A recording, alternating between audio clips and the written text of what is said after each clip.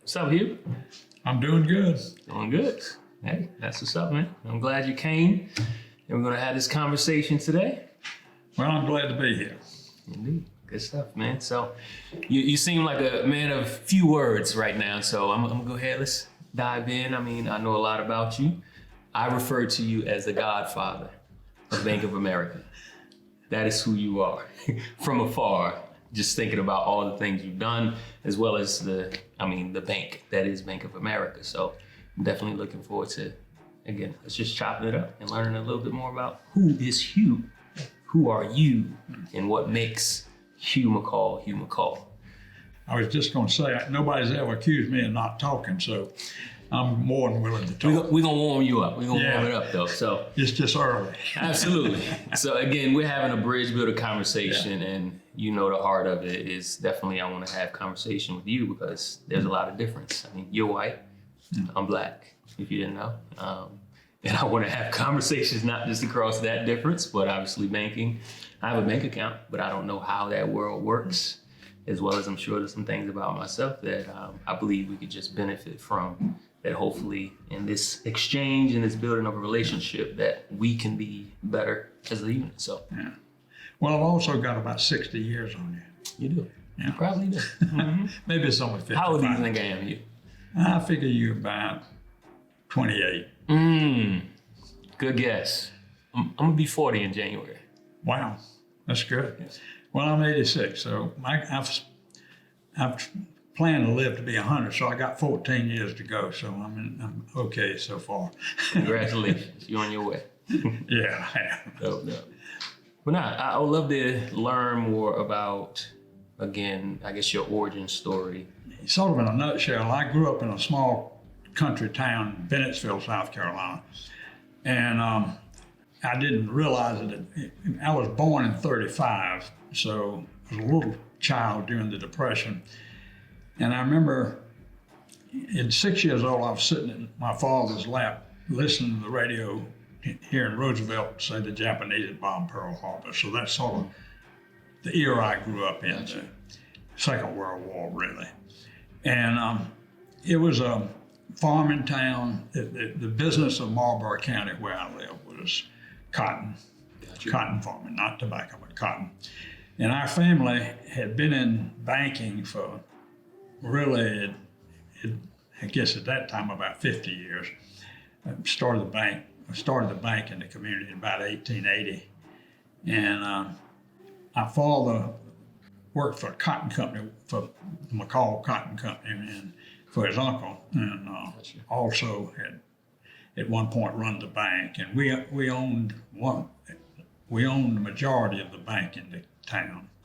So I didn't understand it, but we were well off comparatively to everybody in town. We were sort of, but because my father was of Scottish descent, he was very tight. We never spent much money about anything.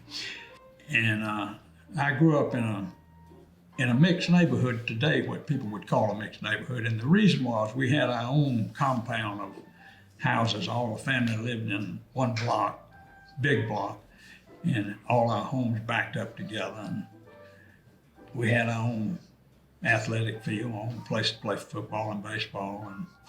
But in order to get up a game, I had to play with kids from different socioeconomic background because we were on sort of what you would say was not the upper end of the city. The town had moved east and we had stayed where family had been for a long time. And so I grew up with boys and girls that were from a different economic level. Okay. And an interesting thing, I lived on a street in which the two richest families in town lived on. And as you went down the street, you went down an economic line and all the way to where we had black people living on the same street as we did. Okay. Now that's unusual, but that made us have contact with different people than we would have had if we'd lived up east. But anyway, I grew up. Well, no, what was that like? Again, down the street. Well, it's very funny because my mother they wanted me to play with the kids from the quote right families, and I would get taken up east, which is only was 2 miles away, but it seemed like it was forever, and to play up there. And then, but I always felt like an outsider, which was interesting. So I liked my own crowd better. Gotcha. And eventually, I'm very competitive. Eventually, I challenged people in East Bennettsville to a football game with my team from down where I lived, and we beat the living hell out of them. I remember that, but because we were tougher, just tougher. You had to be tough down there. Anyway, that's kind of how I grew up. But I grew up in a very segregated society. It's very hard to explain today. You think people were not cognizant. I was a child. I was the worst kind of racist in that I didn't question it. I just thought that's the way things are. So, but we had a lot of, my nurse was an African American, and so I grew up in a family that had 4 kids in it, but all of us had our own nurse. Interesting. Okay. So that's kind of how I grew up. Now, when I was 14, my father started teaching me business very early, and I was driving this bus to pick up the cotton pickers and labor. I was driving the labor bus when I was 14, and he put me in charge of weighing cotton. Well, this was very important to the people that were picking cotton. It was their living, and they were supposed to trust this little 14-year-old white boy with their earnings for the day. And so I had to win. So it was the beginning of what made me successful ultimately, was learning to win people's trust by being trustworthy. Gotcha. And I would record the number of pounds they'd picked in their book and let them see what I'd done, that I'd gotten it right. And so eventually they got where they trusted me. And Gotcha. so that's what I did when I was young. So real quick, the cotton pickers, were those all black cotton pickers, or were diverse people, or economic group of people? Well, I think that's an interesting question. I'd say most of the cotton pickers I picked up were black, but not 100%, not 100%. And we had, on our farms, we had a number of farms. We farmed about 15,000 acres, which was a lot of land at that time. And some of the sharecroppers were white families. We had both black and white families. But then the cotton pickers tended to be seasonal.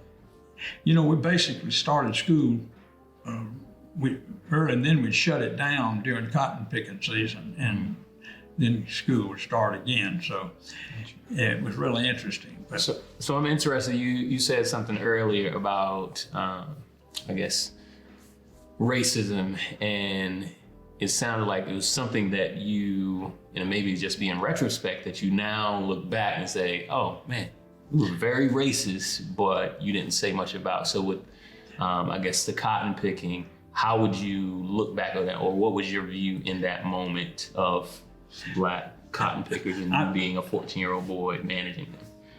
Well, I wasn't managing them. I'm more about to say I wasn't picking them up. I was just a driver. Gotcha. Okay. But I knew I had to win their trust, and I knew the money was important to them. I knew that. Why I knew it, I don't know. But no, I was not as cognizant. Gotcha. I was not as cognizant as I should have been. Gotcha. So a lot of it is retrospective. Sure. But even at the time, it mattered. I could tell. And a lot of the kids that I played with were their parents worked either in the mill or on the farms. Gotcha. So everything was around the cotton mills or the farming or selling to the farms. So everything was about that. But I was not a great student. I was a good student, but not a great one. We, a little country town. You played all sports, and but to get up a game, just a pickup game, we didn't have people looking after the children. They just let them go outdoors, and we'd play all day, and then we'd come in when the day was over, so to speak. Gotcha. Was your sport baseball? I mean, we talked a little bit about that. I played a lot of baseball. Okay. Yeah, I played baseball, basketball, and football. Gotcha. And I guess I always I used to make people mad when I first came up here, when we'd be talking to other couples about the children. I tell them my children all play quarterback. Because when you learn to play quarterback, which I was, you think about it, you tell people what it is we're going to do. You tell them to get down. They don't move till you tell them to. So it's learning to be in charge. Interesting. So, Where did you get that from? Is that like, was your father, your mother? no, my father was a very easygoing person. Never wanted anything. What I learned from him, he never wanted anything from another man. He never envied anybody anything. It was interesting. And my mother was a competitive person. She was an artist, though. Gotcha. And so I grew up around art. But we were always told to do our best. You know, we were pushed to do better, no matter what we were doing. Gotcha. And so we were encouraged, I should say, not pushed. We were encouraged.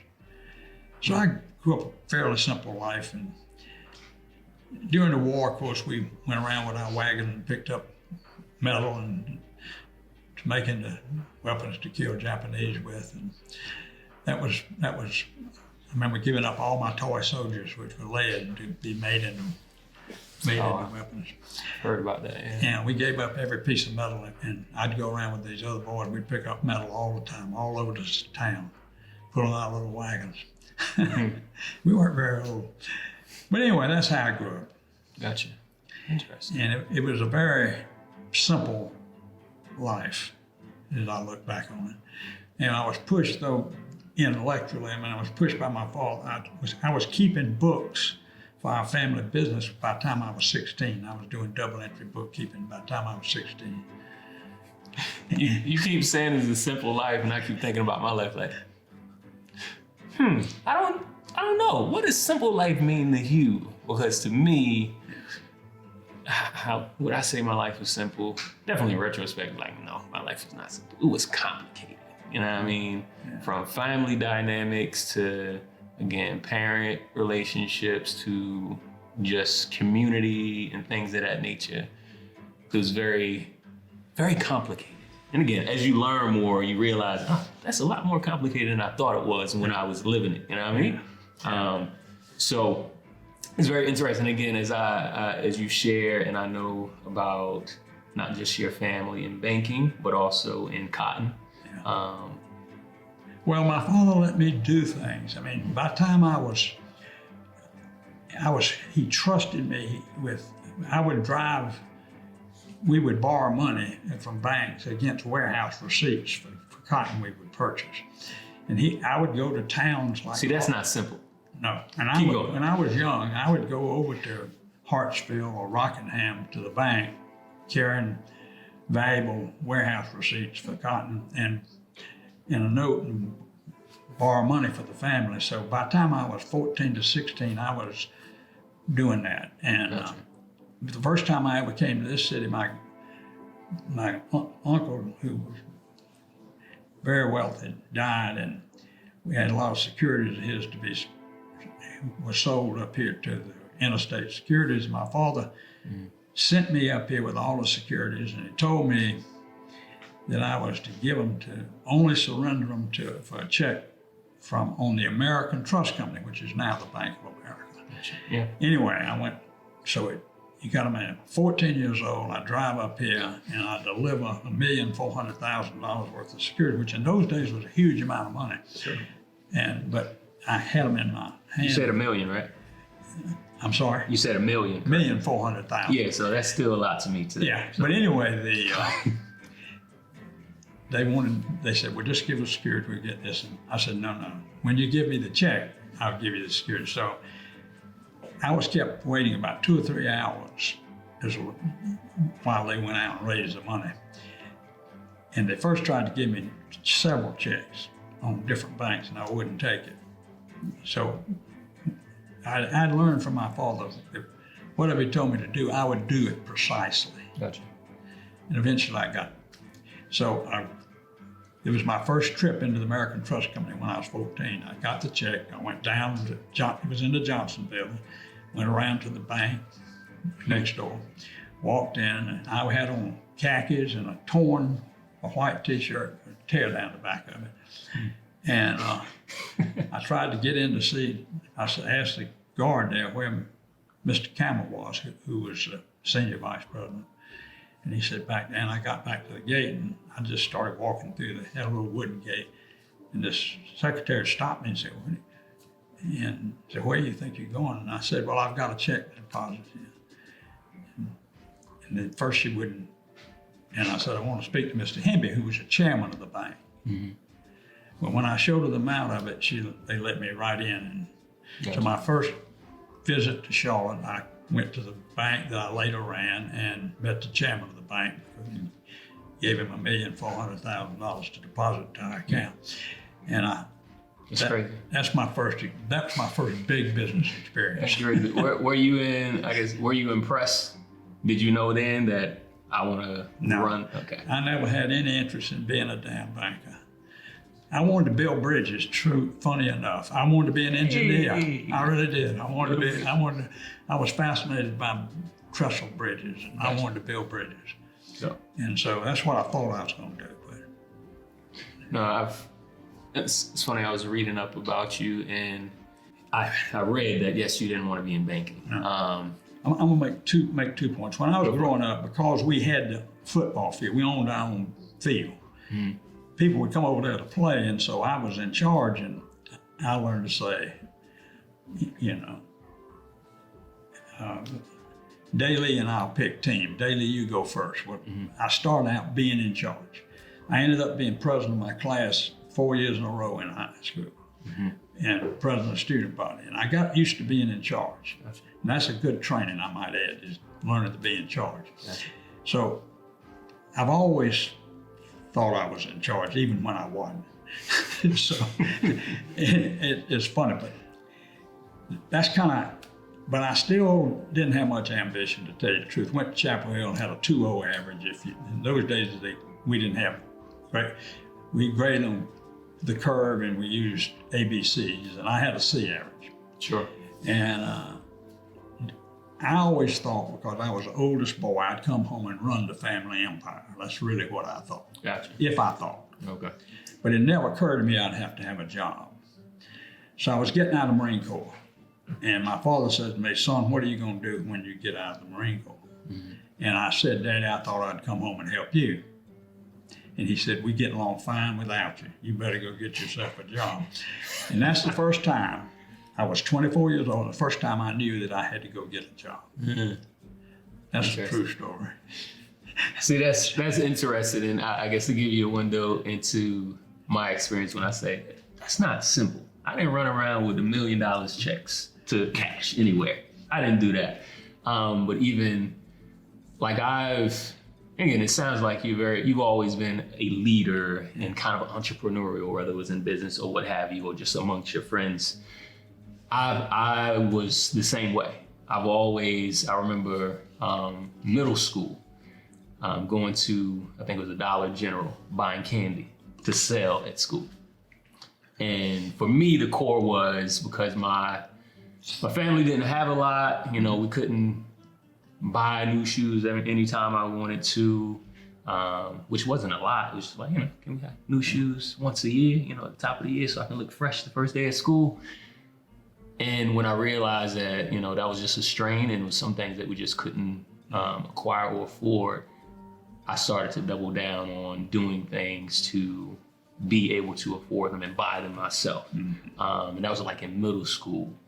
And I remember it's like a funny story that I vaguely remember my mom tells me all the time. It was a friend of mine that I got to help sell candy with me at middle school. And his mom came to our front door early one morning and was talking to my mom, thinking that I had him selling drugs. Oh, my God. You selling candy? We legally doing this, making money to, again, afford the things that not even a teenager, but a middle school kid would want. So when I hear, again, for you, 24 years old, it's like, oh, I got to get a job. It's like, I always been working here. Yeah. You know what I mean? Yeah. It's always been a thing of, and again, it's something I guess culturally that you hear a lot is like, you know, you turn 18, go ahead, make it happen. Yeah. You know what I mean? So I want to make clear, I had jobs. I had to work on the floor. Yeah. So you managed, But you know, I didn't think I had to really go get a real job. a real job, not a real. You know, Gotcha. the family wasn't furnishing. Let me try it. Got you. And I, That the family wouldn't afford to. yeah, Got you. That was what I kind of thought. I thought I kind of had it made. Got you. Yeah. Then I found out that wasn't exactly correct. Got you. Yeah. Interesting. So you mentioned Chapel Hill. Yeah. How was that experience for you? Well, I'd been a good basketball player. I know it's hard to believe I was 5'6", but I played ball too. and I went up to Chapel Hill and went out for the basketball team, and Buck Freeman was coaching the freshmen, and I made the freshman team of the team that went on to win the national championship. Mm-hmm. But I didn't make the traveling team. They kept 20 of us, Interesting. but Okay. only 10 made the traveling team. So I didn't make the traveling team, and so then I only played for 1 year, and then. If you don't travel, do you get a ring? Do you share? I didn't get You anything. didn't get anything. Wow. So then I kept trying to make a team, and I finally I ended up playing lacrosse at Carolina. I played on the first lacrosse team they ever had, and I led the first 2 years I was at Chapel Hill in lacrosse, and had never seen a lacrosse stick until I went to Chapel Hill. But it combines football and basketball. Gotcha. It's so anyway. That was my major accomplishment at Chapel Hill. I was. You know, I ended up being what you'd call a gym rat. I stayed down at the gym playing ball all the time, doing something, and basically was a very mediocre student. I only made 2 A's, I think, at Chapel Hill. I made an A in accounting because I'd been keeping books since I was 14. And I made an A in math and finance, which is interest rates.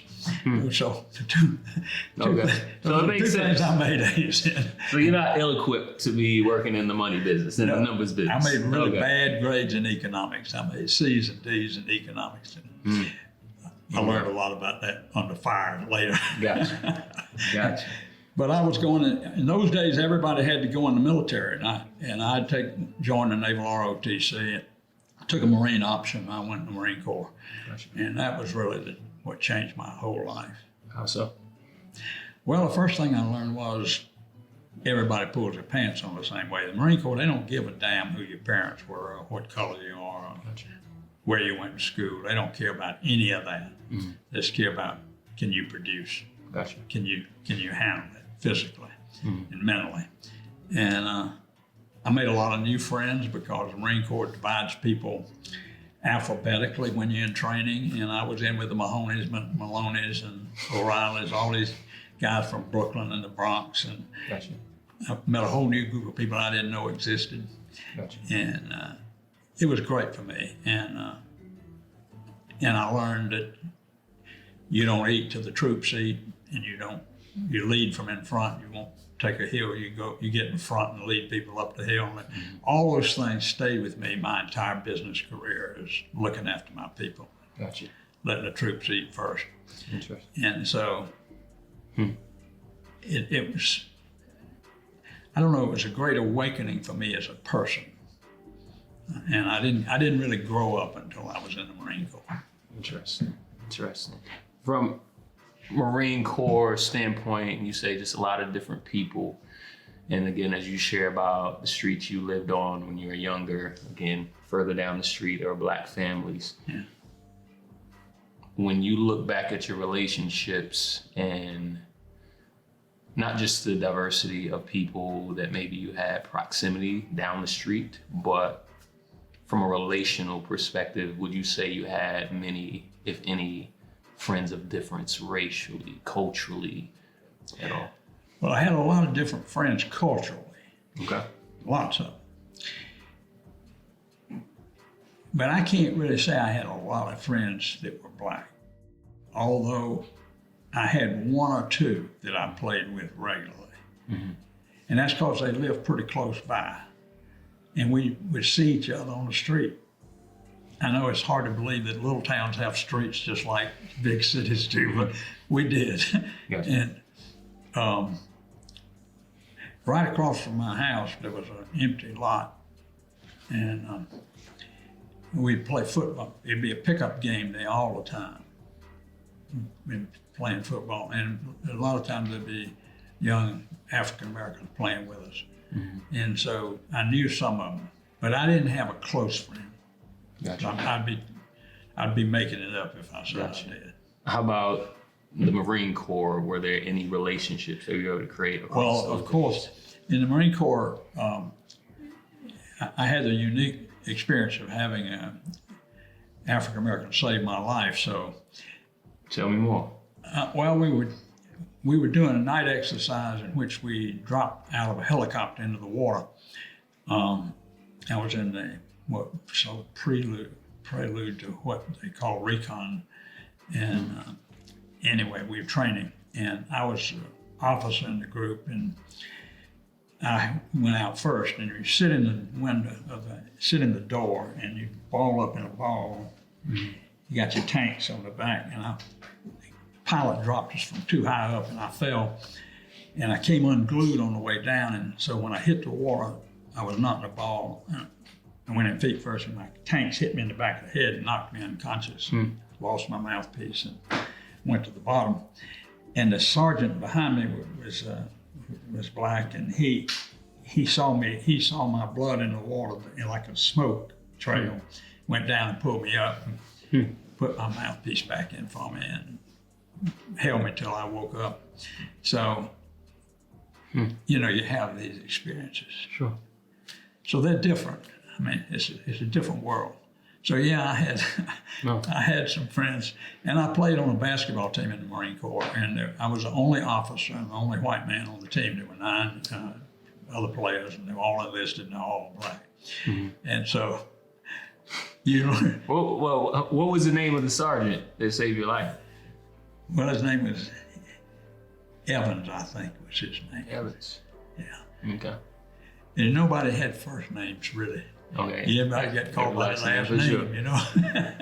Evans. So, I mean, even as I guess you share that, I mean, that's pretty big. You could have lost your No, it life. was pretty big. I mean, it was big at the time for sure. And I wouldn't be here if it wasn't. Exactly, You know, for sure. We were off of Vieques when that happened. Later, many years later, I went back to go to that same spot, to Red Beach, one more time. I wanted it. And so after I was in my 60s, I took a group of people, flew down there, and we rented a boat, and I went out and swam into Red Beach one more time. It was interesting, just to do it, you know. Sure. No, that's interesting. It has layers and dynamics to it. Yeah. And I definitely want to get into, again, your career within the baking industry, but like, not just figuratively, but literally, a black man saved your life. Yes. And to think about the dynamics around race in America.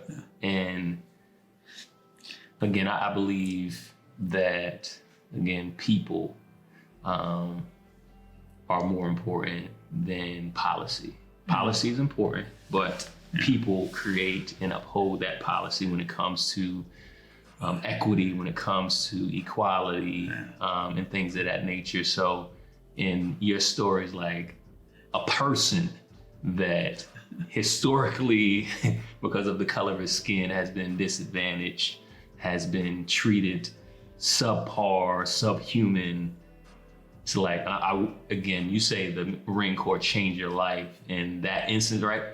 I can see that, why it might have changed your life, but I'm wondering how, even from a racial lens, from a just a human lens, how that had impacted you. Well, I think that the color that matters in the Marine Corps is green. Right. And we all wore green. And so if you ask that sergeant about it, he just saved another Marine. He didn't save a white man, he saved a Marine. You think so? Like, if he was sitting around the table with his family, he'd just say, just another Marine? No, I said, well, I guess the differential between the two of us would have been, I was an officer and he was a sergeant.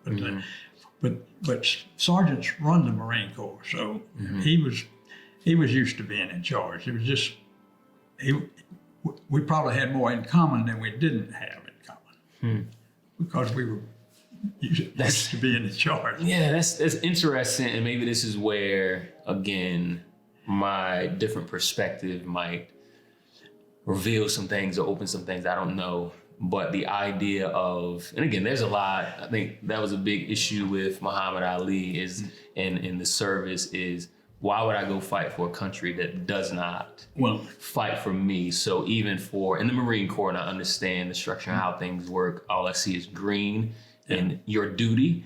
But as a human being inside of that green uniform, it was, I'm sure for him, and me thinking about it was more than just another green person. It was, he may have known, it was McColl, you know what I mean? No, I don't know. A white. I think it was, he's so I don't know what he thought. How could I know? I don't know what he Absolutely. thought. We're thinking it. I don't even remember having much to say about it afterwards. Sure. Truthfully.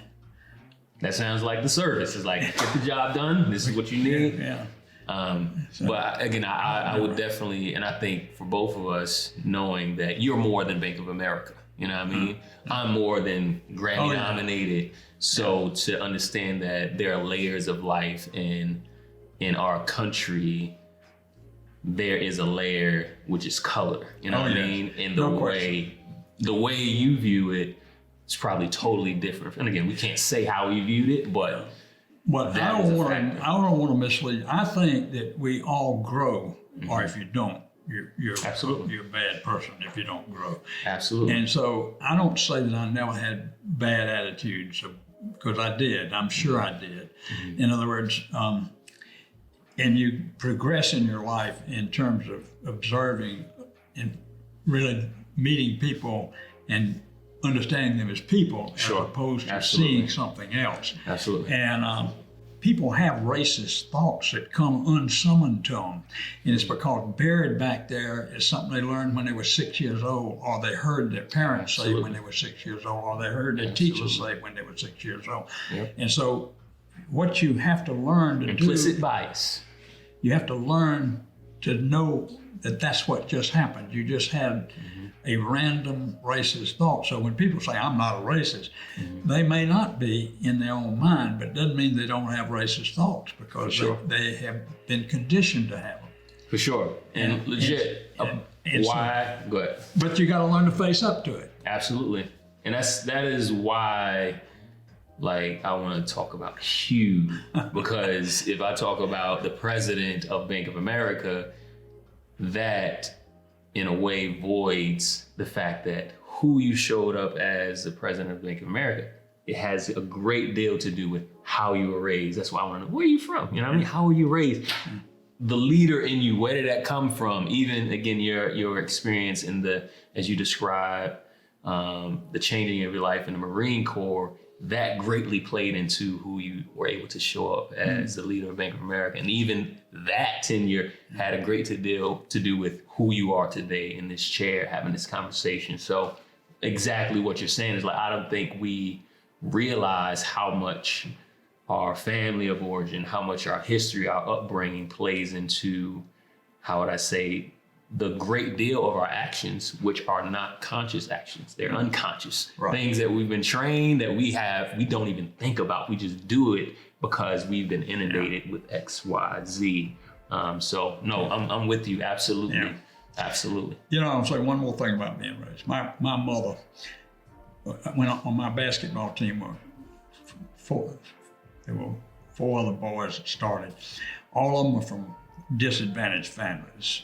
Okay, unpack that. What does that mean, disadvantage? Well, they just didn't, their parents were hardworking, didn't have any money. And truthfully, remember, this is just coming out of the Depression. Sure. And starting in the war, and nobody had anything. The funny thing is, nobody felt deprived because nobody had anything. But anyway, Mother would have a training table at 4:00 in the afternoon. She would feed my team, and she would give us, she would share beef. And it would be lean beef, because she knew the protein was good for us, and we needed it 4 hours before game time to digest it. And she would feed these, and I didn't realize at the time, but a lot of those boys never got beef like that they could get. Mother made this huge, wonderful meal of beef and eggs and whatever. And she'd feed us for every game, 4 hours for every game. And I look back on it now and I realize she was helping those boys get the same diet that I was getting, so that everybody would go in with the same power of, protein power that we needed to play. It was interesting. I look back on, Mother taught me a lot too. She got along with everybody. Anyhow, that was just, I grew up privileged. Looking back on it, I grew up quite privileged. Gotcha. And an illustration would be, when I went to Chapel Hill, I never took a test of any type to get into Chapel Hill. I just drove up there with my father the day before school opened and registered. Interesting. And we wrote him a check, and I was in the University of North Carolina. Interesting. And the reason I majored in banking and finance, the guy, the registrar asked me, he said, "Son, what do you want to major in?" My father said he wants to major in banking and finance. That's how I got in banking. And he said, "Where do you want to live?" And my father said he wants to live in 239 Ruffin, where he had lived in 1927. And so I had two brothers follow me to Chapel Hill. All of us majored in banking and finance. All of us lived in 239 Ruffin. We just did what our parents told us. We're from a different generation. I hear that. And I definitely want to get into, again, your career and within banking and Bank of America. At that time, UNC Chapel Hill, was it integrated at the time in which you attended? I think the first black student came my senior year, and he came into law school. Okay. So we only had one black student in my senior year at Carolina. Gotcha. Okay, so again, definitely, very informative to hear about your upbringing, your parents, Marine Corps. How would you say, how did that lead you into banking? Again, obviously you studied. Well, I studied it, and really when I got told I needed to go find a job, I came up here and applied for a job, and I got turned down. They told me, it was one of those, don't call us, we'll call you. Gotcha. And I came back and told my father, and he immediately called the chairman of the bank and said, "I understand you don't want to hire my son." And they said, "Of course we do," because we were big customers, and both our bank with them and our cotton company. So anyway, my father got me my job. Wow. But I had won a lot of money in a poker game when we invaded Lebanon in 1958. I sat on an aircraft carrier, and I had a lot of money. So I wasn't going to work. I went to Europe instead. I said to Daddy, I can't. He asked me when I'd go to work, and this was like June. I said, "What's a lot of money, Hugh? We got to talk. What's a lot of money?" $45,000 at the time was 10 times starting salary. Gotcha. How about that? Okay. All right. So I had a lot of money. You good. And so I went to Europe. I met this girl. I met her really on a train station here on the way to Montreal to catch the Empress of England to Europe. And I ended up marrying her. I met her on June the 3rd, married her on October the 3rd. Wow. So worse, when I came to work on September the 1st year, I was going to get married in a month. I had no money, and they didn't really want me. In other words, my father had got me the job, and I was not wanted. Wow, interesting. So I had and we got married, and 30 days later I was married, and 30 days later I was expecting a baby, and You moving fast, Hugh. we were moving fast, and I was, broke, except for what I had in the bank from winning. And I got real serious real quick because my father didn't believe in helping, and he never gave me a dime other than a college education. Because he knew that he thought that was the wrong thing to do, is to give money to your children. But he helped out with opportunity, though. He did. Okay. I had that leg up, Sure. and I admit to it. And a lot of people wouldn't admit that, but the truth is I had a leg up.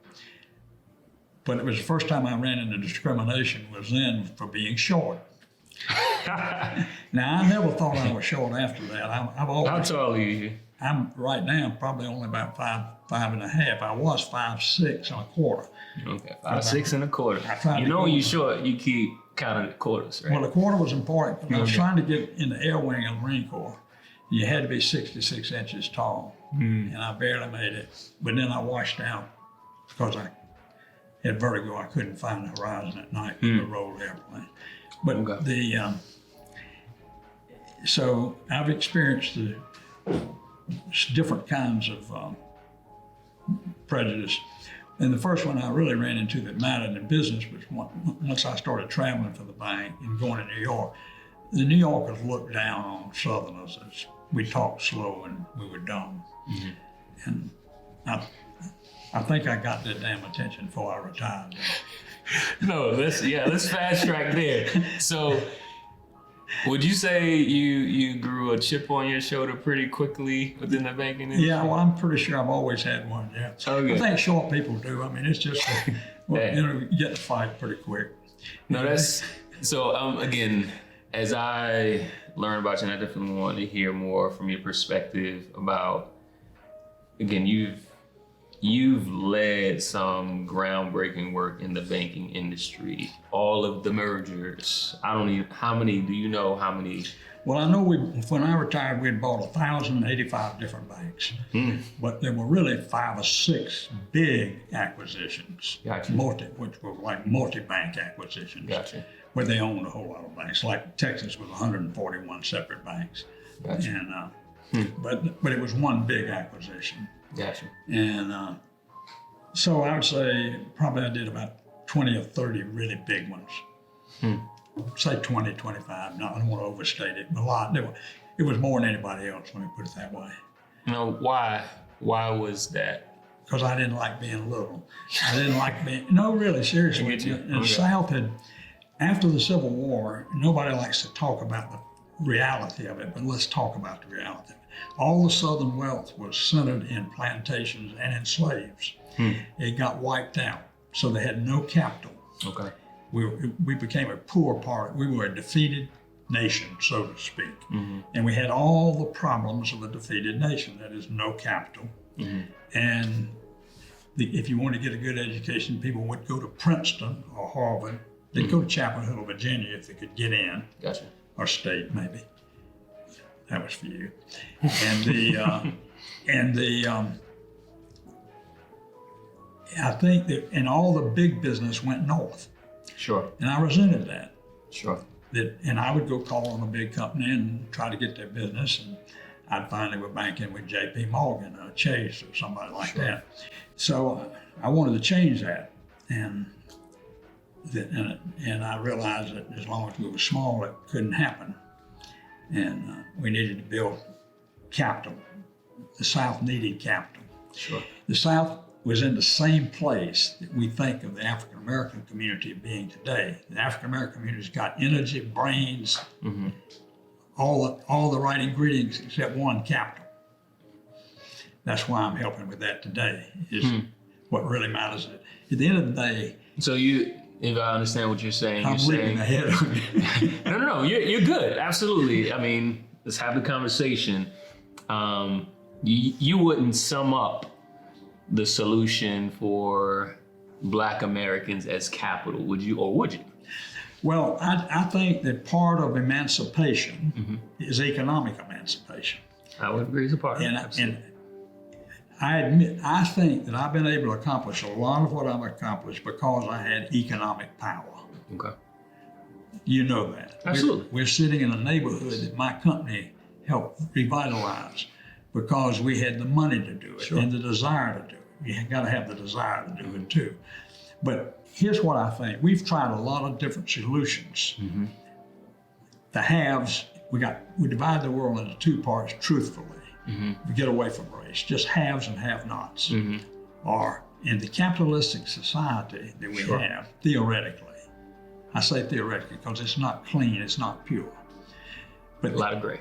yeah, capitalistic system we have has rewarded capital for the last 20 years for sure. Okay. And so it shouldn't surprise us that the gulf between the haves and have-nots has gotten wider. Absolutely. That should not surprise us. Absolutely. So how are we going to close that gap? Well, we've been talking about education, education, education. But the problem with education is it takes 25 years just to find out whether it worked, Sure. or even begin to find out that it worked. That just gets you to the kickoff line. So what I've come to believe in late in life is what we really need is to train people to make a living right now. So I've come to training so that people can then educate their own children, buy their own house, have their own pride, and do their own thing. the shortfall that I've seen in the African American community is not brains, but capital. Sure. The ability to, they got a good idea, they need to build a business, but they need $1 million, or they need. Absolutely. And how do they get that? Absolutely. Well, so my goal in the rest of my life is to try to figure out how to help people get the money, that let their brains and their energy take them there, but I help them get the grease to run the engine on the oil. Absolutely. So and I know that works. Now, have I been able to educate? I've been able to educate my children, my grandchildren, a lot of other people's grandchildren, but I made the money because I had that advantage to start with. Absolutely. And I've made a lot of money since I retired from the bank, and that's because I had capital. Sure. And so I know what capital does. And so. No, I get it. And what is, I forget the name of it, but the new Bright initiative. Hope. Say it again? Bright Hope. Bright Hope. Bright Hope. Yes, and that's where you're doing this work. Well, that's one of the things I'm doing. I mean, I don't want to think that I think that's a cure-all. It's not. But I have 2 African American buddies, friends, associates, business people. Who are they? Malcolm Coley, who runs ENY, Yep. and Lloyd Yates, who was president of Duke Consumer Division, I think. And each of us put up $1 million, and we got, Bank of America gave us a big block of money, and we built a company. And our goal is to invest in Black-owned businesses and help them go to the next step. Sure. And if we make money, which we intend to do, we intend to plow it back. Just keep plowing it in there. Sure. And we're going to change the world? No. But we're going to change some of it. Sure. And so what I want to do is encourage other people to do that, to invest. Absolutely. And it won't be news to you, but I mean, I think a lot of people just don't understand that there's not any difference at all between Black and white people. In other words, you got unpack that. You got a bell-shaped curve of capability. You got a bell-shaped curve of personalities. You got the whole 9 yards. And so if you just eliminate race from your thinking, then you just look at the person and say, would I bet on that person? Do I like that idea? And so that's what I do. That is interesting. It's dope. And I'm interested, real quick, why did you think it was important to partner with those 2 guys? Did race have anything to do with it? When it comes to the vision of what you're trying to do? I think race had something to do with the vision. Malcolm and I'd been talking to Malcolm about capital. We needed to raise capital. Sure. He and I become very tight friends. Now, I didn't meet him I met him, if you ask me how I met him, I don't know. Well, I do. Okay. I do know. Now I do know. Now I remember. But he had come to me and said he had a group of men that all made money, had plenty of money, but they didn't get the opportunity to invest that they didn't get to see many investments. That he'd asked me if I would be willing to share my opportunities with him. Okay. So I introduced him to my son, Hugh, who really just thinks about money all the time. He's really good at it. And anyway, we became partners. They invested in my private equity business, Foul Furious Capital Partners. Okay. And that's how we first met each other. And then we become partners. We just become good friends, and we talked about these things together, and we both recognized that capital is what makes the machine run. Gotcha. And so he brought Lloyd to the table. I knew Lloyd, and Lloyd is also involved with Foul Furious as a financial advisor. And I don't know, we just naturally got together, but we knew we had to be a Black-owned business. So we had to have a majority ownership of Black people. So the 3 of us, limited partners, and I'm Why was that important? Because we get advantages. And part of learning to get along in the capitalistic world is to take advantage of all the advantages. Gotcha. In other words, if there's a loophole, drive through it. Sure. And so it is what it is. It is what we're not going to change. You're not going to change it overnight. So no, you're how not. Can you use it? And that's the thing I've learned at 86. I'm not going to change. I used to think I could change everything. I really did. I thought I was powerful. but I've learned that I can't. Gotcha. But I can change this little piece of the world, this little piece of the world. That's what I'm working on. I'm working on what I can do now, what I actually can do. Sure. So let's continue on that. And again, in retrospect, at your season point in life, when you look back at your role within Bank of America, within the banking industry, period, with the knowledge you now have and the things that you're now doing, what do you wish you would have done differently to advance what you're doing now earlier in life? Does that make sense? Yeah. Well, And maybe it's not something you could have controlled, but just the industry of banking. What are things that you see that need to change that you would say? And if you're looking at someone who's in banking now, say, hey, these are things that I know now, you can change them. well, I think we could have done more. We did a lot. A lot of the bankers resented something called the Community Reinvestment Act, which required them investing in minority businesses. Was that a part of, or is a part of a lot of your big mergers, was offering? Yeah. Okay, yes. But a lot of banks resented that. We made a business out of it. We decided, fine, let's do that. And we put Kathy Bassan in charge of it. She built it into a gigantic machine that made that part of community development, part of our business, became a gigantic machine that produced thousands and thousands of homes. And we made money in it. And here was a funny thing. We found that the people that were in our community development borrowers actually had a better performance rate than the people outside of that. In other words, Why did they resent? yeah. So well, it's astounding. It's just the same reason people won't get shots. No reason. But having said that, we could have done a lot of things earlier, quicker. It's like hiring policies, all those things. My bank did those things real early, but even so, we could have done more. Sure. But the industry has been very slow, and the industry, even today, tries to have a set of rules, or we'll call it interior requirements, that do not take account of 200 or 300 years of Depression. of economic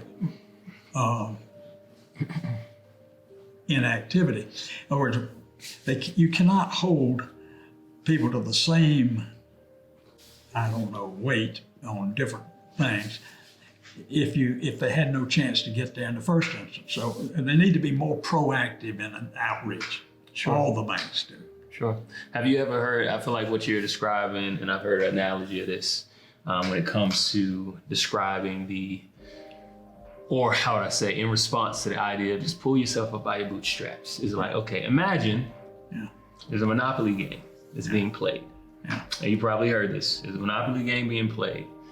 And all the white players get to sit down, play for a good 30 minutes, acquire the property, X, Y, Z.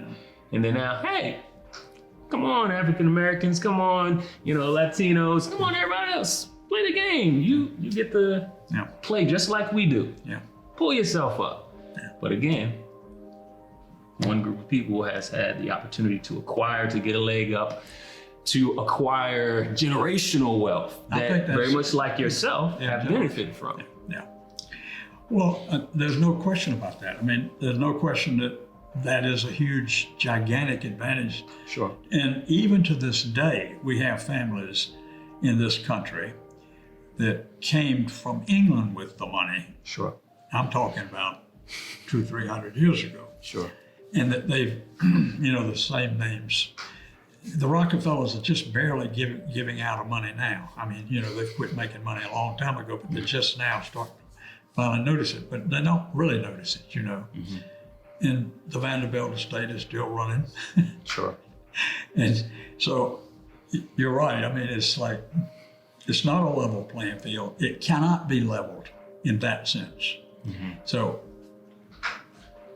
what can be done if it can't be leveled? You can help by making capital available at reasonable prices as opposed to unreasonable prices. And you know, I didn't pay for this book. Somebody else wrote a book about me recently, and in it they tell the story about the two young men that run No Grease, and they came to see me, and they were paying 15% for money in a 3% world. And I got them a different loan. It saved them a whole lot of money. And it took me literally a minute to get it done on the telephone. Now, for those two young men who are very smart and very capable, built a really good business, to be paying 15% is just unbelievable. So let's go. All they needed was access. Absolutely. Access. Do you believe? And that's what we gave them. And I didn't give it to them. The guy that brought them to see me gave it to them. So do you believe that, again, when you've made this comment a few times, and honestly, I mean, in a lot of ways it can be taken as a backhanded compliment of, they're very smart, very competent, and within our society and the way things work is like, I don't have to say that about a white man in order for him to get a 3% loan. So I guess the idea is, I don't know about that. Do you believe, I'm making an illustration for the boy. Yeah. Do you believe that the color of our skin still impacts being able to acquire a loan? I do. Okay. Yes, I do. And I think, of course it does. I mean, in other words, we live in a world in which people develop opinions about things in which you have to work really hard to disabuse them of it. I'll illustrate just with colleges. Where you went to college actually still matters, whereas it shouldn't, right? But it does. Like somebody said, the guy that finishes last at Harvard Business School calls himself a Harvard Business School graduate. Nobody asked him where he finished in the class, right? So, I mean, that's an example. So if somebody said, I went to Princeton, I went to Yale, I went to Harvard, that still has a standing versus going to Johnson C. Smith University or Spelman or whatever. Is viewed in a certain light. Or Davidson is more important than other liberal arts colleges in our region. It just is. Now, whether it really is or not is another subject, but it. So even when you say it just is, do you believe it just is, or is it is for a reason? It is because for years they got the best students and they produced the best graduates. It was. You think so? Well, they thought so, and the world thought so. Okay. I mean, opinions don't come about just out of the blue. Absolutely. But I will say this, that I think that you asked me a question, do I think there's still prejudice? Yes, there is. Gotcha. Of all types is what I'm really saying. Gotcha. And are we getting better? Yes. Do the young people have different views? Yes. You're a perfect example of a different attitude, which is, I'm not putting up with it, that's a good attitude. Okay. You know, it works. And part of what drove me in the industry was having my company looked down on for being Southern and being little. And so we changed that. And I want to make a point. Sometimes the law is against you, and it was against my expanding my company. So I changed the law. So you have to be willing to attack the elephant. You can't just say, I'm not going to let it run over me. Sure. And so if it's in your way, run over it. Run through it, go around it, do whatever. So I think that what we see now happening in our society is this uprising. It's real. Sure. And it's going to work. But it's going to be painful and it's going to take time. Sure. But I'm not saying be patient. That is not what I'm saying. No, I hear you. It just, war takes time. Sure. And when you talk about uprising, I neglected to bring this up, but I know you have a good relationship with Braxton Winston. Yeah. Mutual friend here. And again, Keith Lamont Scott, uprising in Charlotte. And I read the story of you watching this on the television. Yeah. If you could tell or help me understand, how did that come about, and even why did that come about for you? For me? Engaging him. Well, first put 62 years into this town. I mean, at the time I'd put about 58 in it. Maybe, I don't know. And I care about it, and I care about the city a lot and about its people a lot. And I couldn't believe we'd gotten to the point of rioting, and I then had to chase down and figure out the why of it. And it had it explained to me, Hugh, you don't understand, this has been sitting there boiling for years. Sure. I mean, I had to intellectually catch up. Sure. The Keith Lamont shooting is what I call it. Okay. Is an interesting example of where you can have the truth. People can have different views, and both views can be correct. In other words, if he hadn't gotten out of the car with a gun, he probably would not have been killed. Okay. If they'd left him alone, he wouldn't have gotten out of the car with the gun. And in other words, you could argue that if he hadn't been accosted, it would have never happened. You could argue that if he hadn't gone to the school with a gun on the front seat, it wouldn't have happened. So you can take different views of it, and both of the views would be correct. Like that. I mean, both of those views are actually true. Both of those things are actually true. Okay. So if you don't see the truth around the whole thing, you end up taking a position that is true but wrong. In other words. So Braxton and I can disagree about that shooting. Sure. But the secret is to learn to disagree with each other without being disagreeable.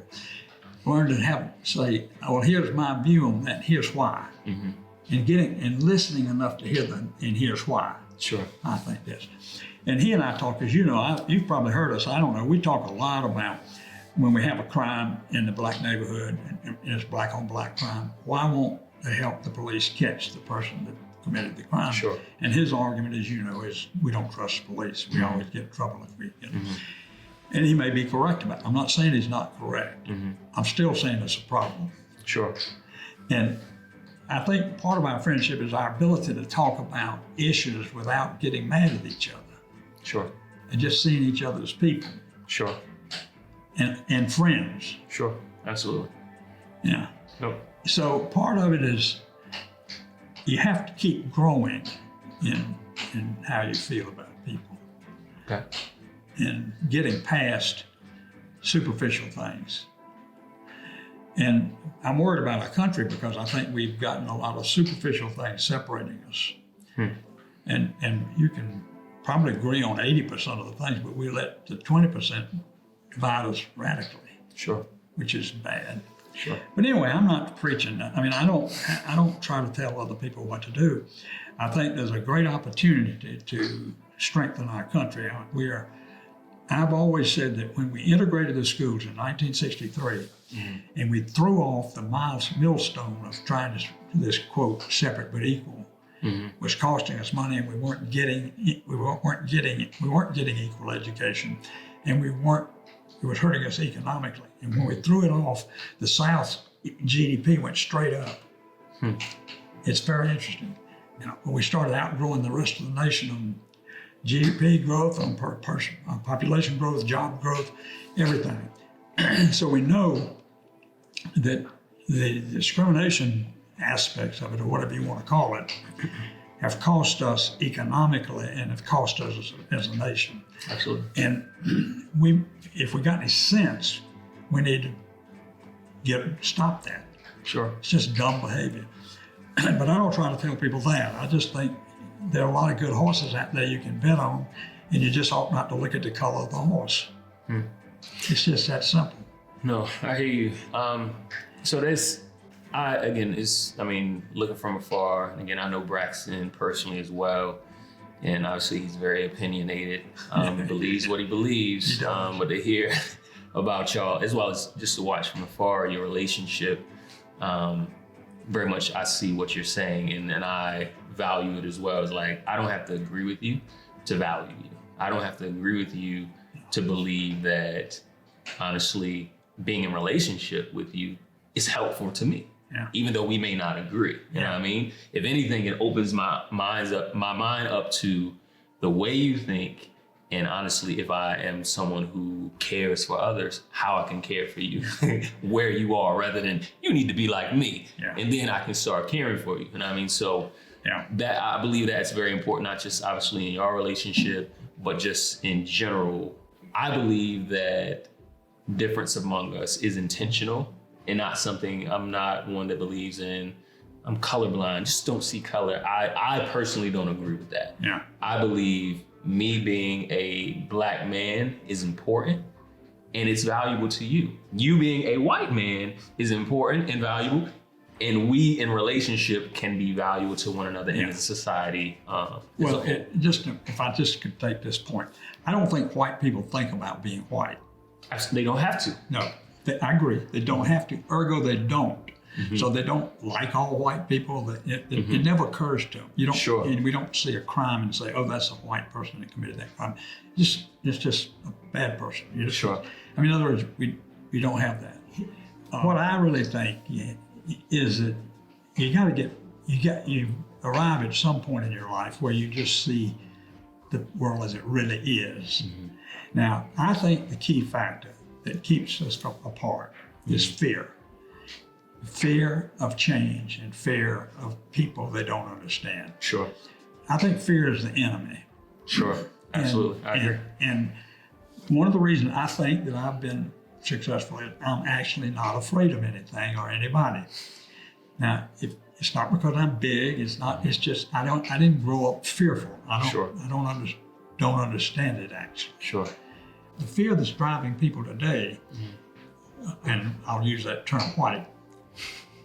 You don't like using the term white? I don't care. Okay, gotcha. The whole white, I call it the old white power structure. Okay. Sorry, I'm gonna let you finish. Do you believe white supremacy is a thing? Do I believe it's a thing? Yes. I believe it exists in people's head. Okay. Whether they're actually supreme or not, I don't know. Right. I guess I know you. Yes, I believe that we've had that people believe in white supremacy. Not everybody. Everybody doesn't, but it's there. And I think that the white male dominated the world after the Second World War. The American white male had it made. I had it made and didn't know it. I want you to think about it. I went to the University of North Carolina. I was a Marine officer, and I was white. Sure. And I came here to go to work. And I wasn't competing with any women. I wasn't competing with any Black people. I wasn't competing with any Asians. I was just competing with other white males. And I found that easy. Now, it wouldn't have been as easy if I had to compete with all these other groups. Sure. So what has happened over the last 60 years of my life is that gradually the competition has gone up. First, women came into the game. Now the African Americans in the game. The two most senior African American officers at the Bank of America going forward are two African American men. Sure. Steve Bolin and Keith Cochran. Yeah. So, and Steve Bolin reminded me that I hired him 30 years ago. I didn't remember it, but I did hire him 30 years ago. So, I mean, the point is, that was 30 years ago. Sure. But what has really happened is that power erodes. They start feeling more and more threatened. Sure. And what we've done is we've reached a tipping point. We've gone across. It's over.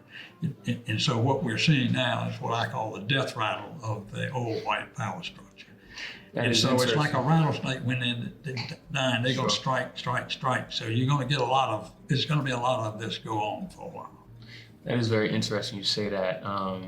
Like a big part of my journey here in Charlotte, and just to sum up my journey, I grew up Norfolk, Virginia, Black, low-income neighborhood. You probably read all this because I know you researched me.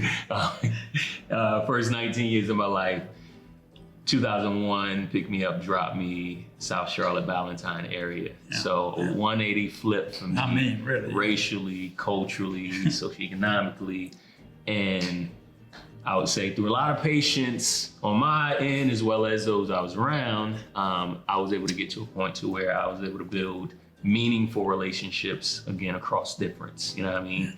Pretty much in a white world, You know what I mean? Yeah. Valentine. I think very of Valentine as being very white. Very much so. So for me, that was the extreme of, again, a fish out of water and having the opportunity as well as the challenge of either I can lean into this difference and learn and grow, or I could lean back into just the American norm of I don't belong here. Yeah. I don't do that. Let me go over here. You know what I mean? So thankfully I leaned in with a lot of help of meaningful relationships. My uncle, his family, as well as a lot of people within our church.